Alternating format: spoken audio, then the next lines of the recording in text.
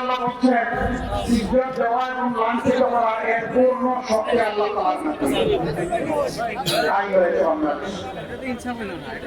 আপনারা জানেন আমরা কি পর্যন্ত আমাদের 11 জন নেতাকে করা হয়েছে তাদের অপরাধ তারা দেশকে ভালোবাসেন, তাদের অপরাধ তারা সৎ ছিলেন, তাদের অপরাধ তারা মানুষকে ভালোবাসেন, তাদের অপরাধ তাদের অবস্থান ছিল ন্যায়ের পক্ষে অটল, তাদের অপরাধ তারা কোন আধিপত্যবাদের সামনে মাথা নত করেন নাই, তাদের অপরাধ তারা সরকারি দায়িত্ব পালন করার সময় জনগণের সম্পদের উপর হাত দেন নাই, তারা সততার সাথে স্মার্টনেস নিয়ে তারা তাদের দায়িত্ব পালন করেছেন।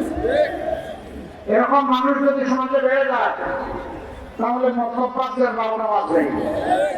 এই জন্য সমস্ত কুচক্রী মহল এক হয়ে তাদেরকে খুন করেছে। দেশি বিদেশি কুচক্রী মহল। সম্মানিত বন্ধুগণ, 13.5টা বছর আমাদের সবগুলো অফিস বন্ধ। এটা কোনো দলের হয় নাই, কোনো দলের শীর্ষ 11 জন নেতাকে খুন করা হয় নাই।